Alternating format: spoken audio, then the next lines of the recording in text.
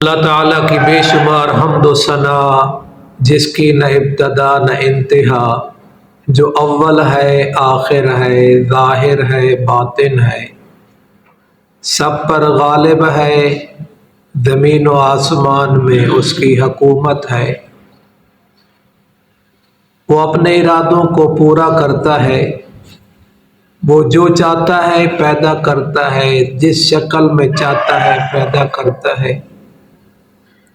اللہ تعالیٰ کی حمد و ثنا کے بعد امام الرسل، سید الرسل، افضل الرسل حضرت محمد الرسول اللہ صلی اللہ علیہ وسلم کی ذات اقدس اطہر پر ساری مخلوقات کی تعداد سے بڑھ کر تحفہ درود و سلام۔ اللہ کے رسول صلی اللہ علیہ وسلم کی سیرت طیبہ کے عنوان سے جو سلسلہ ہمارا شروع ہوا، اس کا آج 17واں سبق ہے۔ گزشتہ سبق اور خطبہ میں نبی صلی اللہ علیہ وسلم کی پہلی وحی کا تذکرہ کیا، اور تمام علماء اس بات پر متفق ہیں کہ سب سے پہلی وحی سورۃ العلق کی پہلی 5 آیات ہیں۔ وحی کا لغوی معنی ہے مخفی طور پر بات کرنا، اشارہ کرنا، اور وحی کا معنی لکھنے پر بھی بولا جاتا ہے، اور وحی کا معنی کتاب کے بھی آتا ہے۔ اصطلاح میں کہتے ہیں الکلام منزل علی نبی الانبیاء۔ وحی اس کلام کو کہتے ہیں جو اللہ اپنے نبیوں اور رسولوں پر نازل کرتا ہے۔ وحی یہ بہت بڑے اعزاز کی بات ہے۔ جن جن پر وحی نازل ہوئی، یقیناً حقیقتاً وہ انبیاء اور رسل ہی تھے۔ انبیاء اور رسل کی خصوصیات، اور اللہ تبارک و تعالی نے ان کو بڑی عظمتوں سے نوازا ہے، اور دین کے اعتبار سے بھی وحی کا اہم کردار ہے اور اہم چیز ہے۔ دین اور شریعت مطہرہ کی حقیقت بھی نمایاں ہوتی ہے تو وہ علم وحی سے۔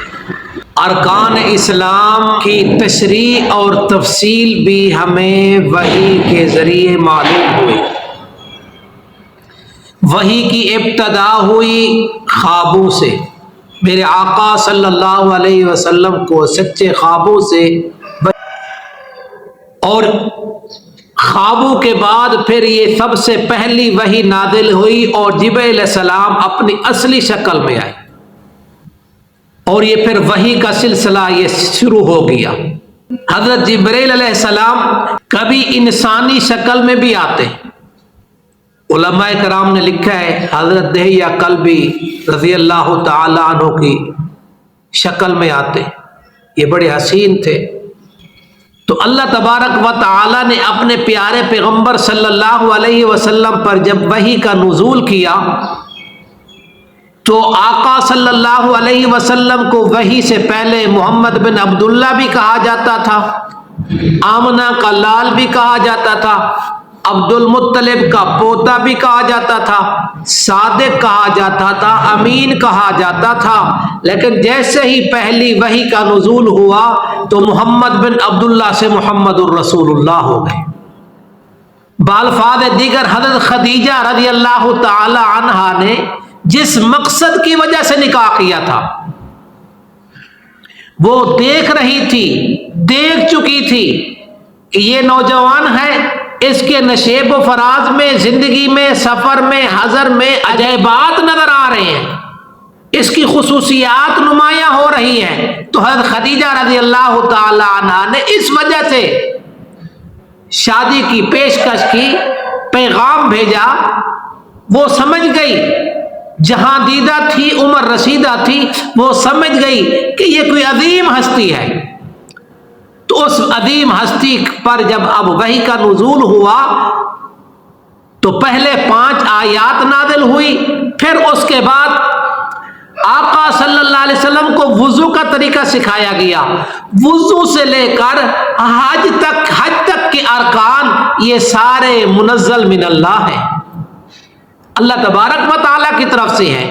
اگر کہیں آپ کو ابراہیم علیہ السلام کی سنت نظر آئے گی، حج میں آپ کو ابراہیم علیہ السلام کے طور طریقے نظر آئیں گے تو وہ بھی منزل من اللہ ہے، حضرت ہاجرہ کی ادائیں نظر آئیں گی تو وہ بھی منزل من اللہ ہے، اسماعیل علیہ السلام کی یادیں وابستہ ہوں گی تو وہ بھی منزل من اللہ ہے۔ تو وضو کے طریقے سے لے کر بڑے سے بڑے رکن تک، بڑے سے بڑے حکم اور فریضے تک، یہ ساری کی ساری چیزیں منزل من اللہ ہے۔ پہلی وحی کی آیات بتاتی ہیں اقرا پڑھیے، میں گزشتہ درس میں عرض کر چکا ہوں، اس پڑھنے سے وہ وحی والا علم ہے۔ اور امام بخاری رحمت اللہ علیہ نے اپنی کتاب صحیح بخاری کو شروع کیا تو اسی وحی کے باب سے شروع کیا، کیف کان بدء الوحی، اسی سے اپنی کتاب کا آغاز کیا۔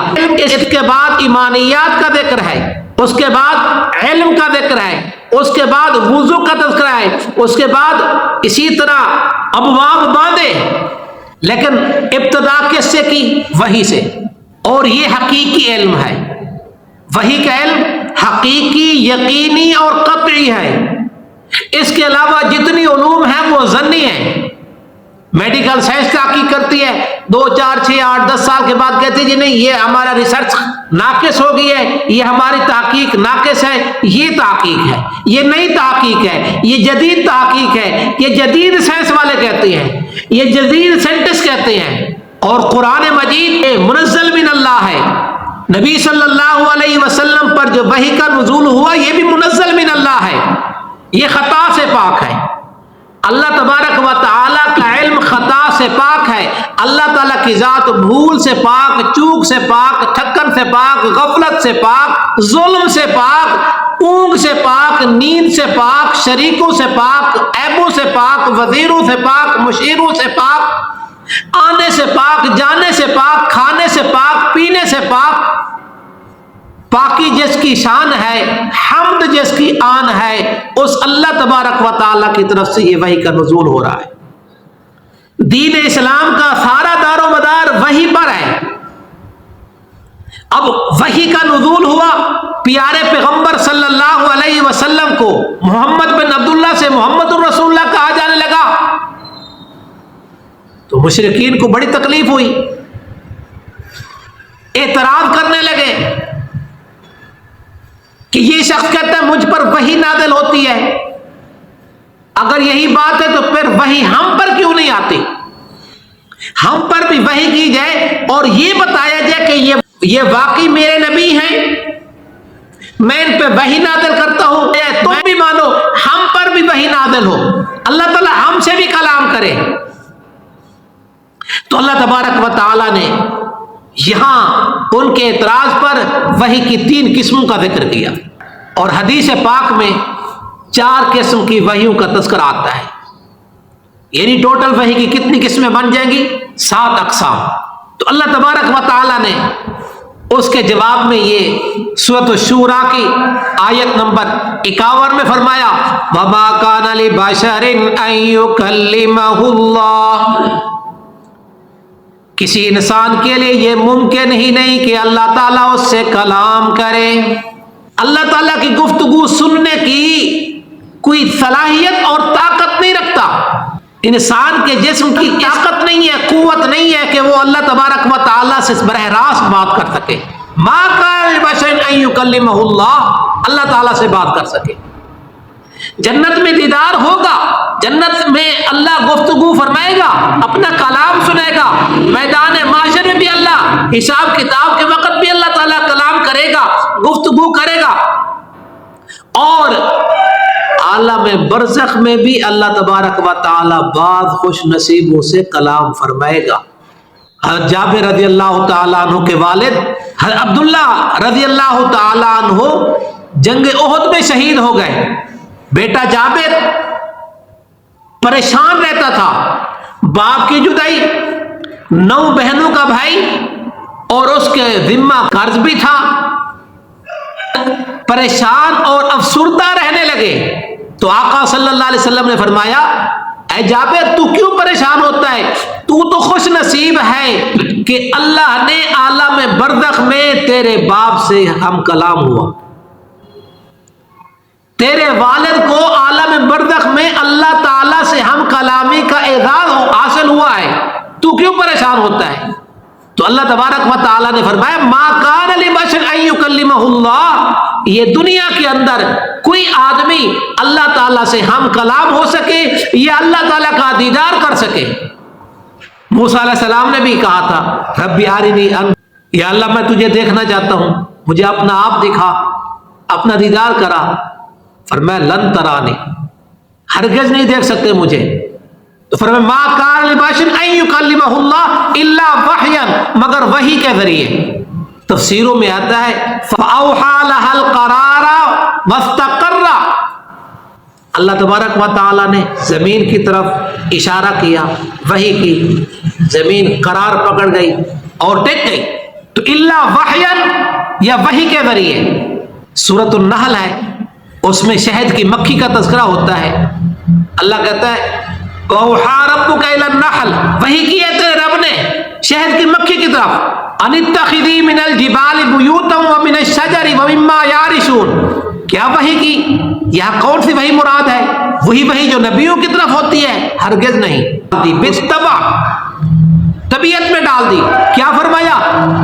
أَنِ اتَّخِذِي مِنَ الْجِبَالِ بُيُوتًا وَمِنَ الشَّجَرِ وَمِمَّا يَعْرِشُونَ، کہ پہاڑوں میں اپنے مسدس بناؤ، چھتا بناؤ، گھر بناؤ، درختوں پہ بناؤ، اور جو لوگ چھپر بناتے ہیں اس پہ اپنے گھر بناؤ اور شہد تیار کرو.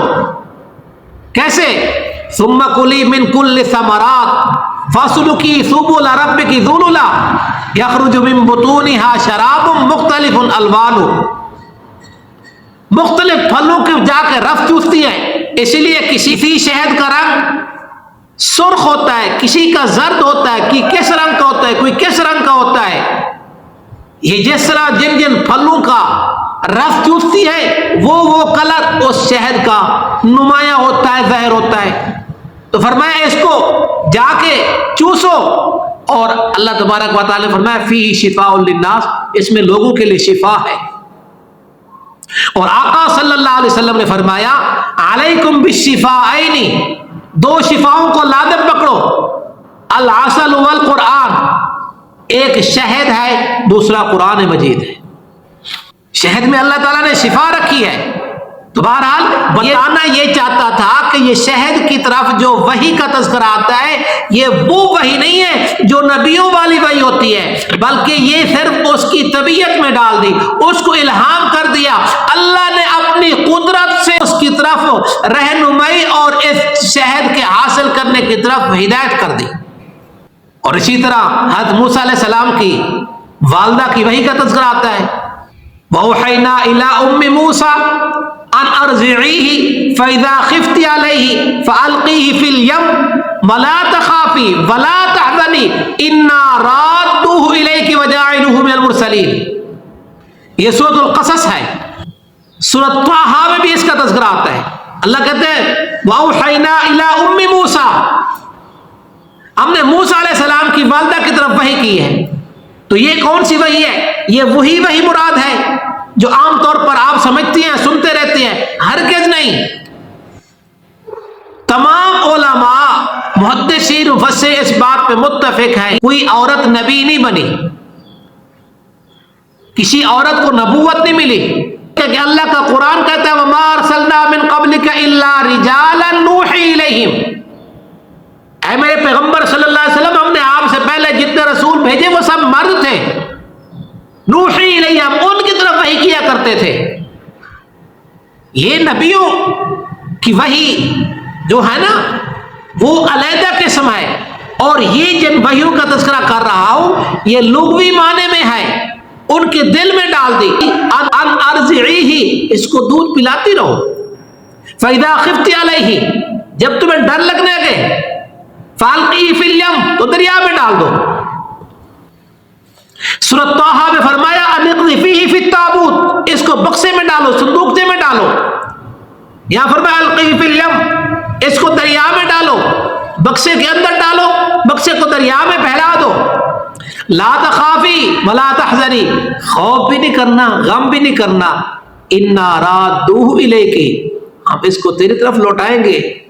ابھی تو بچہ بھیج رہی ہے، ہم تو اس کو جاعلوہ من المرسلین، ہم تو ان کو اپنے رسولوں میں سے بنانے والے ہیں، ہم اس کو نبوت عطا کرنے والے ہیں، اس کو نبی بنائیں گے، اپنا رسول بنائیں گے۔ تو یہاں بھی جیسے وحی کا تذکرہ ہے، وہ کیا ہے؟ اس کے دل کے اندر بات ڈالنا۔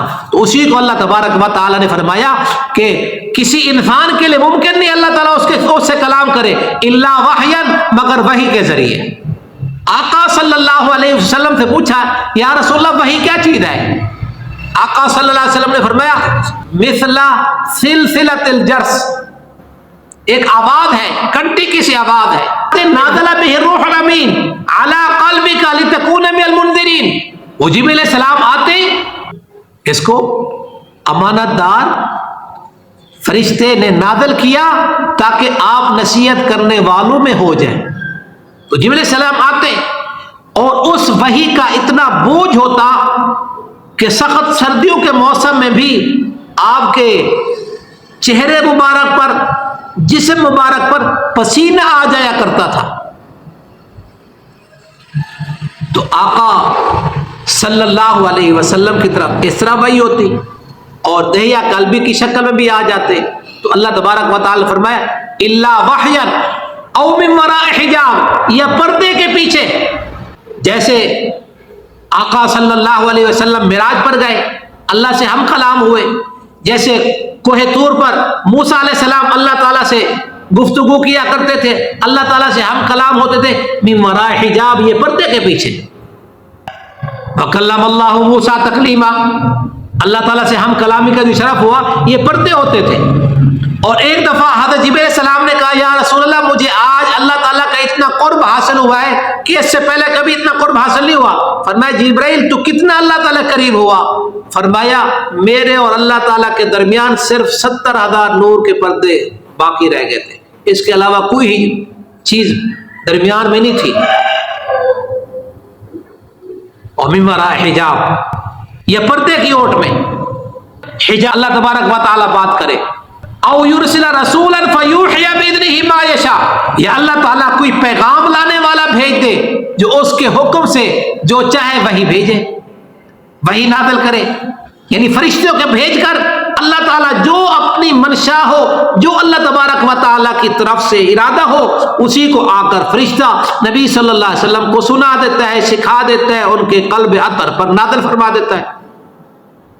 اور پھر وحی کی دو قسمیں ہیں، وحی جلی اور وحی خفی، وحی مطلوب، وحی غیر مطلوب۔ وحی جلی اور وحی مطلوب کہتی ہیں جو اللہ تبارک و تعالیٰ کا قرآن مقدس ہے، بالکل آسان سا معنی۔ یہ وحی جلی ہے، واضح ہے۔ وحی مطلوب ہے جس کی تلاوت کی گئی ہے، جس کی تلاوت ہو رہی ہے اور انشاءاللہ قیامت تک ہوتی رہے گی۔ لیکن سیکھ لیں قرآن مجید، کبھی ایسا نہ ہو کہ آپ پڑھ رہے ہو، رمضان مبارک کا مہینہ ہو، تاک رات ہو شب قدر کی راتوں میں سے، کیونکہ شب قدر میں جبریل علیہ السلام کے آنے کا تذکرہ ملتا ہے، اور جبریل علیہ السلام آ کر سنے، پھر کہیں وہ یہ نہ کہے اے اوت قرآن نہیں جڑا میں لے کے آیا سی، یہ وہ قرآن مجید نہیں ہے جو میں اللہ کے نبی صلی اللہ علیہ وسلم پہ لے کر آیا تھا۔ تو قرآن مجید سیکھ بھی لے۔ آپ کی مسجد میں تو آسانی ہے ماشاءاللہ، آپ کے اپنے بچے بھی کئی حافظ ہیں، مسجد میں ماشاءاللہ 3-4 قاری صاحبان رہتے ہیں، تو یہ قرآن مجید سیکھنے کی چیز ہے۔ ذالک الکتاب، یہ اللہ کا میسج ہے، سیکھنا بھی ہے، سمجھنا بھی ہے۔ تو بہرحال وحی جلی اور وحی خفی، الفاظ تو رسول اللہ صلی اللہ علیہ وسلم کے ہوتے ہیں، لیکن اس سے پیچھے جو عنوان ہے، جو ٹاپک ہے، جو مفہوم ہے، وہ اللہ تعالیٰ کی طرف سے القاء ہوتا ہے۔ یہ وہ القاء ہے، یہ وہ دل میں ڈالنے والی بات ہے جو تلاوت نہیں کیا جاتا، اللہ نے آقا صلی اللہ علیہ وسلم کے دل میں ڈال دیا۔ جیسے وہ خطبے میں سنتے ہیں ان نفسا لن تموت حتی تستکمل رزقہا، یہ آقا صلی اللہ علیہ وسلم نے فرمایا، یہ اللہ نے میرے دل میں یہ بات ڈالی ہے کہ کوئی نفس اس وقت تک نہیں مرے گا جب تک کہ اپنی روزی پوری نہ کر لے، اس کی روزی کی تکمیل ہوگی تو پھر اس کی موت آئے گی۔ تو اس میں یہ بھی سمجھا دیا کہ زیادہ محنت کی ضرورت نہیں ہے، نکلیں کاروبار کے لیے نکلیں، یہ تو اللہ کا حکم سمجھ کے، نبی صلی اللہ علیہ وسلم کا طریقہ سمجھ کے تجارت میں نکلیں، کاروبار میں نکلیں، اپنے معاش اور معیشت کی فکر کریں، لیکن اتنا بھی نہ ہو کہ آدمی پھر سب کچھ اسی پہ لگا دے۔ تو یہ دو قسمیں، وہی مطلوب اور وہی غیر مطلوب۔ تو اسی کا اللہ تبارک و تعالی نے فرمایا ما کان لبشر ان یکلمہ اللہ الا وحیا او من وراء حجاب او یرسل رسولا فیوحی باذنہ ما یشاء انہ علی حکیم۔ یہ سارے کام کرنے والا بلند و بالا ہے، حکمتوں والا ہے، اس کی بلندی کی کوئی انتہا نہیں، وہ اپنے ارادے کرنے پہ اس کو کوئی مشکل اور دشواری نہیں، اس کا ارادہ ہوتا ہے وہ ہو جاتا ہے، اس کی ہر فیصلے حکمت پر مبنی ہے، اس نے جس کو چاہا اس مقام پہ پہنچا دیا۔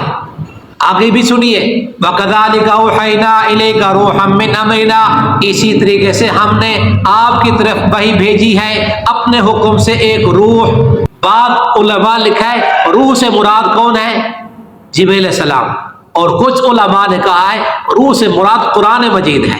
جب فرمایا وَكَذَلِكَ أَوْحَيْنَا إِلَيْكَ رُوحًا مِّنْ أَمْرِنَا ما كنت تدری ما الکتاب والایمان، اسی طریقے سے ہم نے آپ کی طرف وحی بھیجی ہے اپنے حکم سے۔ آپ نہیں جانتے تھے کہ کتاب کیا ہے اور ایمان کی حقیقت کیا ہے۔ پہلی وحی نازل ہوئی تو وضو کا طریقہ سکھایا گیا، وحی کا نزول ہوتا گیا، اللہ تبارک و تعالیٰ سے تربیت ہوتی رہی۔ اللہ تعالیٰ فرماتا ہے ما كنت تدری ما الکتاب والایمان، آپ نہیں جانتے تھے کہ کتاب کیا ہے اور ایمان کی حقیقت کیا ہے۔ اس سے پہلے آقا صلی اللہ علیہ وسلم نے کوئی مکتب کوئی مدرسے میں تعلیم تو حاصل نہیں کی، کسی سے سیکھا نہیں ہے۔ اس وحی کے نزول سے پہلے تو آپ ایمان کی حقیقت کو، ایمان کی مکمل تفصیل اور تشریح کو اور قرآن مجید کو، کتاب کو آپ نہیں جانتے تھے۔ تو اللہ تبارک و تعالیٰ کہتا ہے ما كنت تدری ما الکتاب ولا الایمان وَلَكِنْ جَعَلْنَاهُ نُورًا نَهْدِي بِهِ مَن نَّشَاءُ مِنْ عِبَادِنَا وَإِنَّكَ لَتَهْدِي إِلَىٰ صِرَاطٍ مُّسْتَقِيمٍ۔ اللہ تبارک و تعالی نے ہمارے پیارے پیغمبر صلی اللہ علیہ وسلم پر سارے نبیوں سے زیادہ وحی کا نزول ہوا، خاتم النبیین ہے، سید المرسلین ہے، سید الاولین والآخرین ہے۔ اللہ تبارک و تعالی نے ہمارے نبی صلی اللہ علیہ وسلم کو نبیوں کا امام بنایا، نبیوں کا خاتم بنایا، اپنا محبوب بنایا اور آخری نبی بنایا، اور ہمارے نبی صلی اللہ علیہ وسلم کے بعد کوئی نبی نہیں آئے گا۔ تو یہ ختم نبوت والا عقیدے کو بھی مضبوط کرنا ہے، ختم نبوت والے مسئلے میں سیکھتے رہنا ہے، پوچھتے رہنا ہے، اور علماء ختم نبوت کے تحفظ کرنے والے، اور خصوصاً مسئلہ توحید ہو، مسئلہ ختم نبوت ہو، یہ بہت زیادہ ضروری ہے۔ اگر عقیدہ توحید نہیں، عقیدہ ختم نبوت نہیں، تو ایسے ہے جیسے جسم میں روح نہیں۔ جب روح نکل جاتی ہے پھر ہاتھ کام کرتا ہے، آنکھیں دیکھتی ہیں، زبان بولتی ہے، کان سنتے ہیں، پاؤں سے چل سکتا ہے نہیں، اعضاء بالکل فارغ ہو گئے۔ اسی طرح جس اعمال میں عقیدہ توحید نہیں ہوگا، عقیدہ ختم نبوت نہیں ہوگا، وہ اعمال بھی بیکار ہو جائیں گے۔ حابطت اعمالهم فلا نقیم لهم یوم القیامت وزنا، عقیدہ توحید نہیں تو پھر شرک ہوگا نا، عقیدہ توحید نہیں تو پھر کفر ہوگا نا، پھر کفریہ شرکی عقیدہ ہوگا۔ اگر کفریہ شرکی عقیدہ ہے تو اللہ کہتا ہے حابطت اعمالهم، میں اس کے اعمال کو برباد کر دوں گا۔ فلا نقیم لهم یوم القیامت وزنا، کل قیامت کے دن ان کے اعمال کسی کھاتے میں بھی نہیں آئیں گے، ان کو تولا بھی نہیں جائے گا، ان کو میزان میں بھی نہیں رکھا جائے گا۔ تو اس لیے عقیدہ توحید اور عقیدہ ختم نبوت گھر بیٹھے بیٹھے بچوں کے ساتھ تذکرہ کر لیا کرے، بیٹا یہ اللہ نے نعمت دی ہے، یہ گاڑی اللہ تعالیٰ نے دی ہے، یہ آپ کی امی کو صحت اللہ تعالیٰ نے دی ہے، یہ آپ کے دادا ابو کو صحت اللہ تعالیٰ نے دی ہے، یہ اللہ تعالیٰ کی طرف سے نعمت ہے۔ بیٹا ہمارے نبی صلی اللہ علیہ وسلم آخری نبی ہیں، خاتم النبیین ہیں، ہمارے نبی صلی اللہ علیہ وسلم کے بعد نہ کوئی نبی آیا ہے، نہ آئے گا، نہ آ سکتا ہے۔ آخر ہمارے نبی صلی اللہ علیہ وسلم کو آخری نبی بنا دیا۔ تو اللہ تبارک و تعالی ہمیں اپنے پیارے نبی صلی اللہ علیہ وسلم کی سیرت حیات طیبہ کے مطابق زندگی گزارنے کی توفیق عطا فرمائے۔